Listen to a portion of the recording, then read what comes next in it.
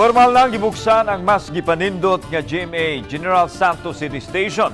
Kabahin kini sa mas Gipalapdan nga serbisyo o pagbalita sa GMA RTV1 Mindanao alang sa South Central Mindanao. Ano ang report? Gipahigayon ni adtong Miyerkules ang inaugurasyon og blessing sa GMA Regional TV General Santos Station. Mas gipanindot ang maong istasyon gikan sa Gambalay hangtod na sa sulod niini nga kumpleto sa pasilidad, conference room, technical operations center, admin office ug ang state-of-the-art nga studio. Gisundan kini og ribbon cutting nga gipangunahan ni First Vice President and Head sa GMA Regional TV and Synergy, Oliver Victor Beltran Amoroso.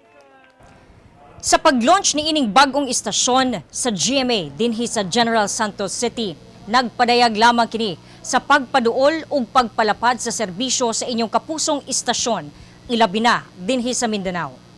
Kabahin kini sa mas gipakusgan ug gipalapdan nga pagbalita sa pinakaunang unified newscast sa Mindanao, ang GMA Regional TV1 Mindanao. Magsilbi usab kini nga hub alang sa South Central Mindanao.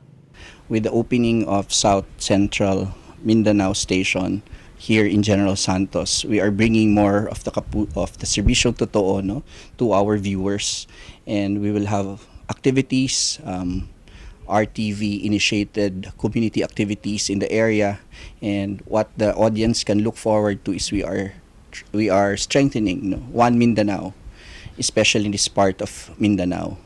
We believe that this is the right time that the generals in the rest of Cotabato will be given the airtime that they need.